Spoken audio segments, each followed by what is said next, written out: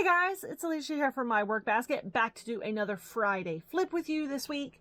So before I start the magazine that I'm going to do this week for the Friday flip, the last 2 weeks did not have a Friday flip, and I made kind of a quick comment about it.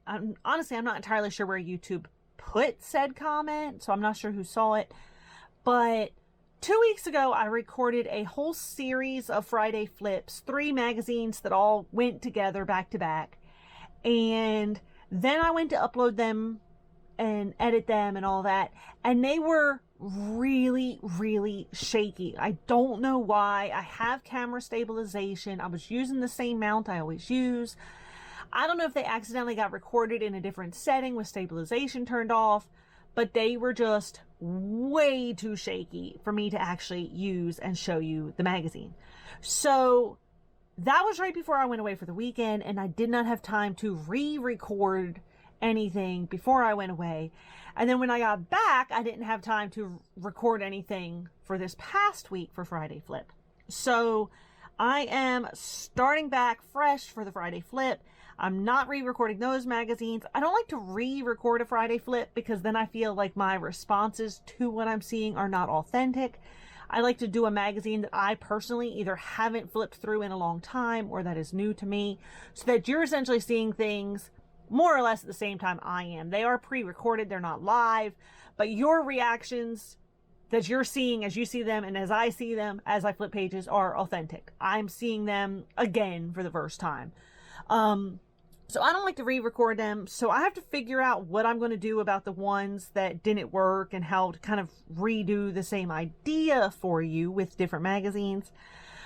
But recently I have been posting that I got home from vacation with a carload full of stuff, including new magazines. And I was just flipping through my new stack recently. Literally today while I was catching up on some other work. And I saw this one was from July, and I was like, you know what? I need to record a Friday flip. This magazine I'm about to flip through is July. Why not do a July magazine from a previous year? So this week's Friday flip is this July magazine, July 1988.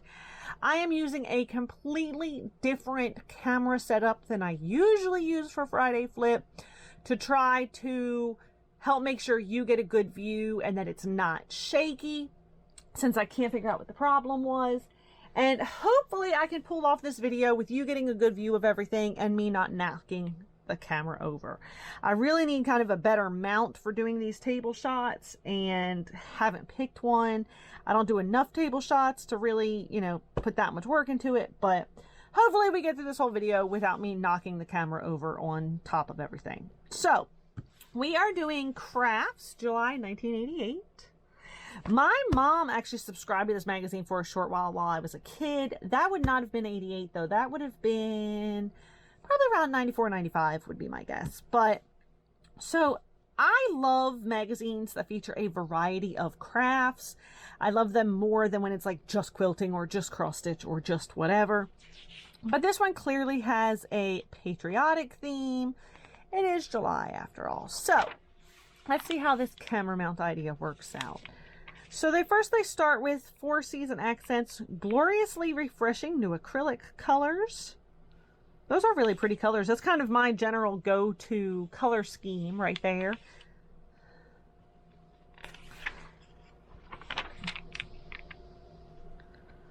The country store dolls, an American tradition, and they have the different themed.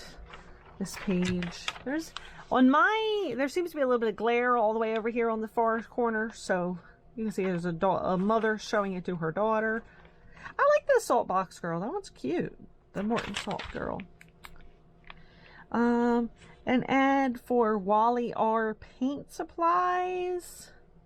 Free copy of Country Handcrafts. I actually have several of these magazines in my collection, the Country Handcrafts. The Princess Diana Jeweled Eternity Ring. Let me fold this in half and hope you can see that. Of course, the 80s. Princess Diana was hugely popular. She was a wonderful woman. It makes sense. Pretty Petals. This is kind of interesting to me because these Pretty Petals, I see ads for these pretty petals, but I've never actually found enough, like, I don't know what they are. I've never found pretty petals themselves in like thrift stores and collections, and so I don't know if they're just fake flowers or I don't really know kind of what they are. I've seen them, but some information and questions. Oh, this one is that's so 80s right there. Although I'm not gonna lie, I think my son would absolutely wear that like right now. 80s fashion is back in, but I remember when the tube paints were such kind of a new thing. Collector doll. This is the fairy godmother. Tell it like it is. This is this page here now. With wise guys. Ah! That one's funny. It says, I can't relax. Tension is holding me together. That one's funny. Sorry for that weird squeaky laugh. Sometimes that bursts out of me. One day at a time is more than I can handle. And lead us not into temptation. We'll find it ourselves. Hire a teenager while they still know everything. Man, yes, my son is 14, and I tell my friends that I believe every parent with a child older than, like, you know, a teenager, it really shows you their restraint level. I love a man with dishpan hands is the other one. So those were just counted kits that you could get.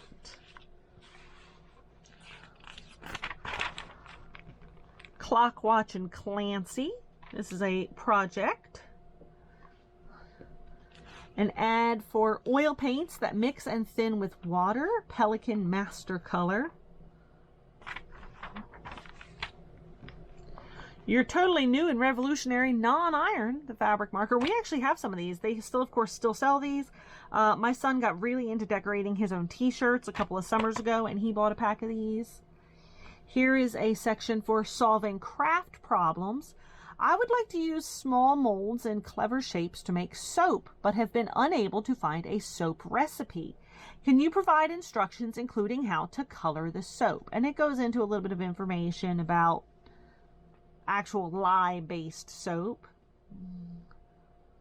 The more melt and pour soap that's more common now hit the market as a common thing kind of after this. So, whoop, nope, I didn't hit it, but there we go. Cameras, hold on. Camera idea only lasted so long, I guess. Let's see if I can bring it back. It's not great. Let's see if... Oh, goodness. If only I could just show you things and not have to deal with tech. Everything on my channel would be so much better. The problem I'm having is that the tripod is actually... It's so camera heavy that then it leans forward, which is exactly what just happened. So this one is about wooden flowers, pine needle baskets, seashell fashions. Wearable art is the hottest trend. And then it talks about silk painting on scarves. Add a nice wooden buckle as big as the scarf itself. I don't know if you can see that because it is the 80s after all. The painting itself isn't bad. The buckle is a bit, I mean, it's big. Currier and Ives, Christmas ornaments.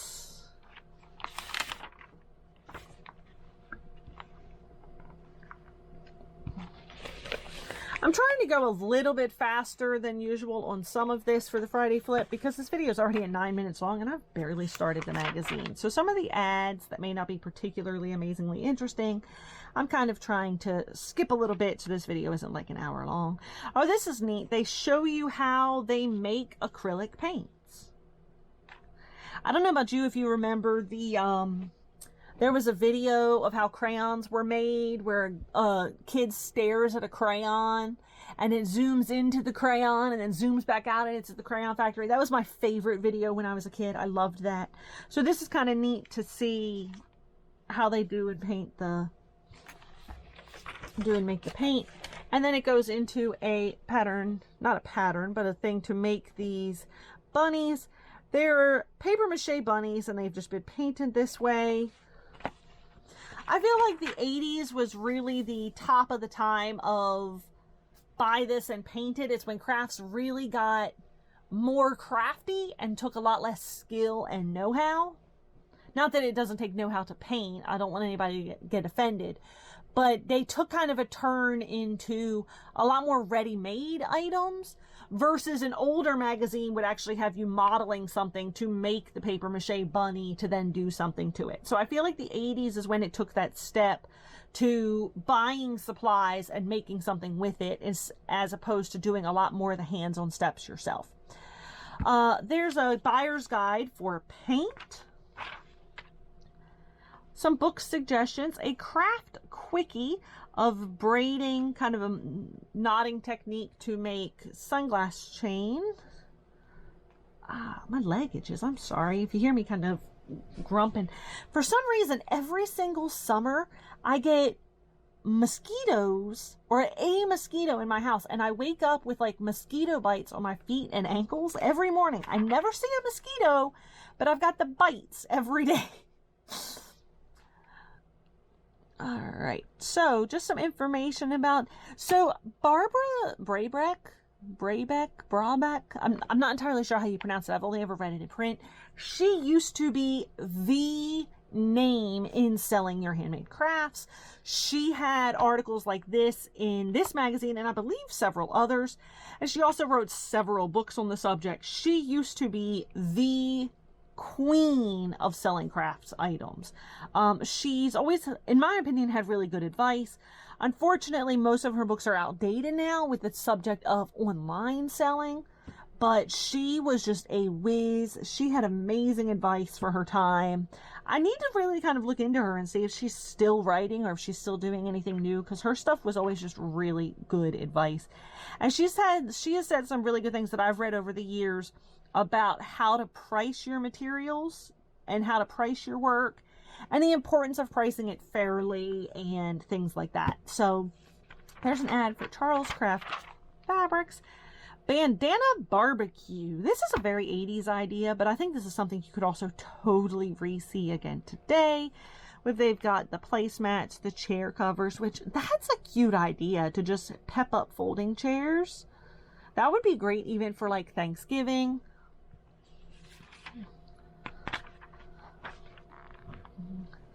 The apron, chef's hat, hot mitt, oven mitt. There we go. I was like, come on, brain, you can do it. Over here, there is a chair pad of, it looks like simply just two handkerchiefs, kind of two bandanas kind of sewn together or tied together in the edges with a pillow cushion in between, but that's quite nice. Stained glass sill sitters. Oh, those are neat. They have where they sit across the shelf.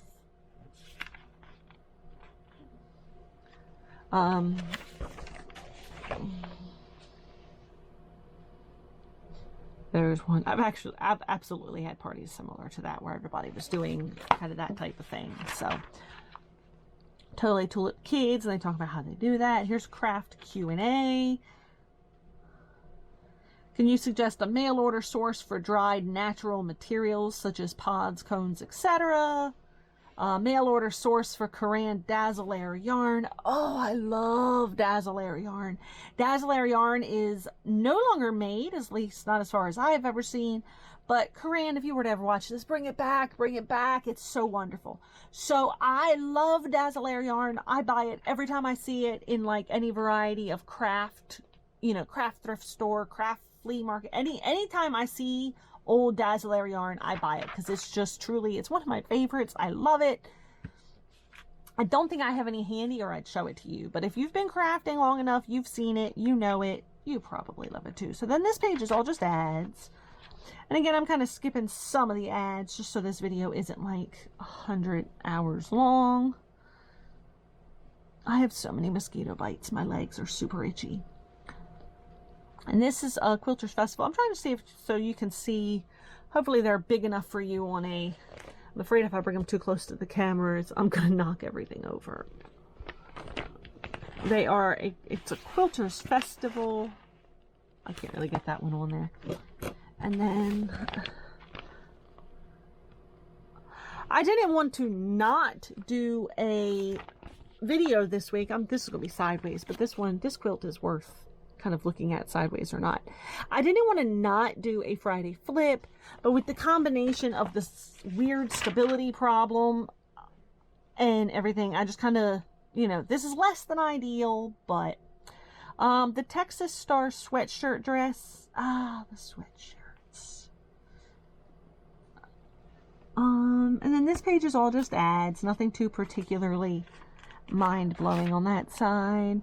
Craft beads, tin stitching. These are just tin shapes with things for you to be able to cross stitch. Lots of ads. It's almost surprising to me how many ads are in this magazine, because if you do older magazines than this, you get far, far, far less ads.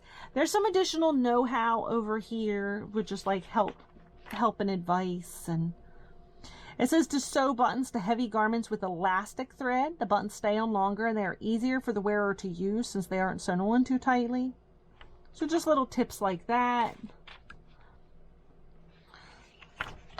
And then this has a special patterns pull-out section, so we'll just skip right over that. It's all still folded up anyway. Baskets, craft ideas, home decor, mostly baskets.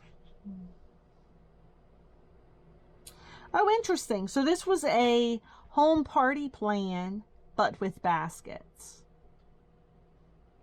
I've heard of similar, but I've only heard of Longaberger, I think, was a home party plan of baskets. But this is America's favorite basket party plan.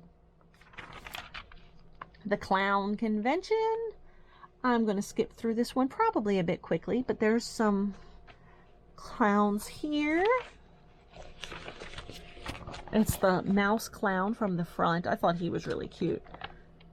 I could picture remaking the mouse with additional clothes and stuff too. He was cute.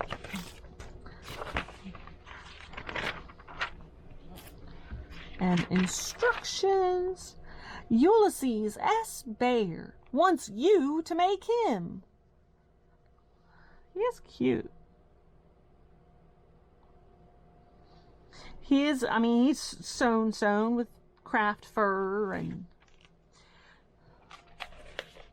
there's also the All-American Bear and instructions for making him. Patriotic pins to celebrate America. Let me see if I can, hopefully you can see this. I can show it to you if I kind of turn it upside down a bit here. So they're kind of a leather heart shape and then additional heart shapes sewn on top. Those are kind of cute. People don't really wear as many pins anymore, but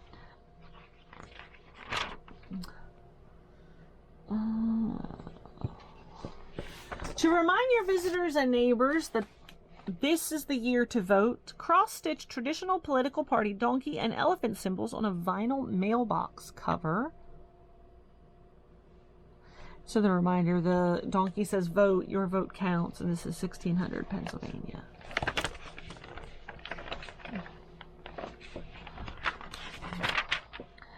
The Demo Cats versus the Republicans. Oh, these are cute. Okay, so I'm going to fold one over, so you're going to get, I'm going to fold it over, you get a little bit less than the full effect probably, but these are actually really cute. They're little sock cats and little sock dogs, and they have vote Democrat, vote Republican. They are just cute. Like, I'm not going to go into like politics and all that, but like, they're just cute. So the little red, white, and red view. What is with my mouth today? Okay, so red, white, and blue, but those are cute. So Americana on Parade. They have Love America shelf things here. And then I'll fold it over so you can see the other side. A handmade tic-tac-toe. One neat thing this shows here is that the shapes have a little hole cut in the back. So they go into a dowel instead of just sitting on the square. And that's really nice because it helps keep them centered. But a lot of tic-tac-toe reusable ones, they just kind of slide all over. And so having that little dowel in that hole is pretty nice. And then simple stamping on a lampshade. Here is more. I definitely remember as a child people having this type of stuff in their house. The like heart-shaped. We're getting very into that late 80s, early 90s country look here.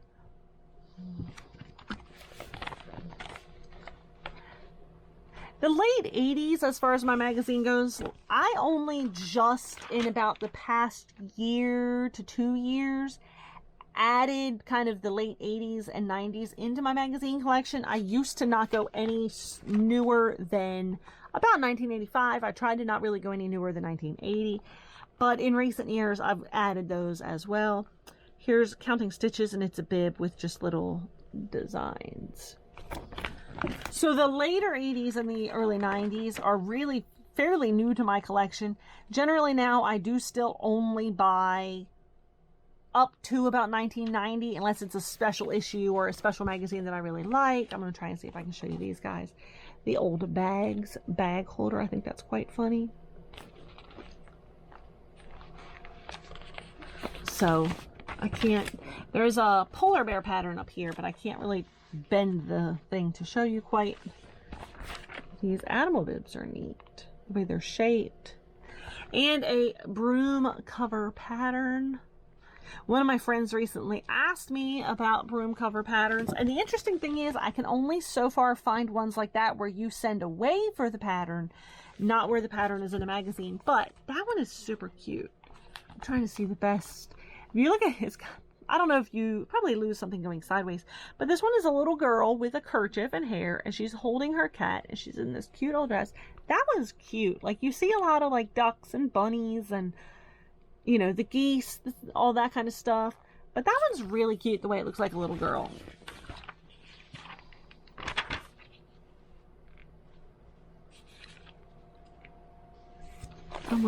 There's so many ads in this magazine. I cannot get over just the quantity of ads to the quantity of actual projects. It's really kind of blowing my mind how many ads there are. Like, the projects themselves, I think are done. I think we're all just in the ad section, but there's so many ads here.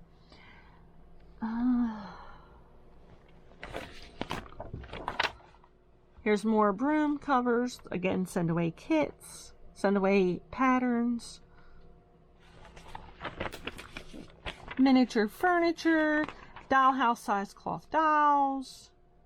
The 80s did have a dollhouse fad, so that makes sense. Badge Minute. I actually have one of these. I got mine at a thrift store. I love it. Lap weaving. I have these. I have the hexagon set and the hexagon thing. I don't actually have the square. I do have other squares that work in a similar way, but so many ads. I really can't get over it. This magazine, most of the pages are ads, so I feel like they paid more to print ads than they did to print actual magazine.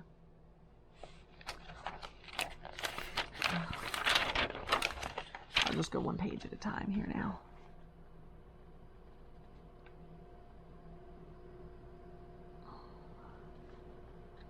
None of the ads, to me, are particularly... One of the things with upping my collection to include the later 80s and early 90s is a lot of the stuff is really not that, oh, that's interesting. A lot of it's stuff you've seen before. I mean, for me personally, on my age, and this pattern is cute here. Other political ones, but I just think they're cute.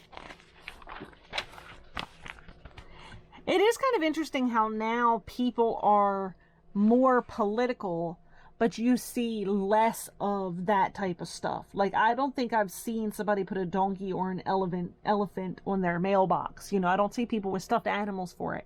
But people in general are so much more politically minded and politically motivated. And that's kind of interesting. But I don't want to go into the actual politics of any of it. That's not what we're here for. So, these are cute.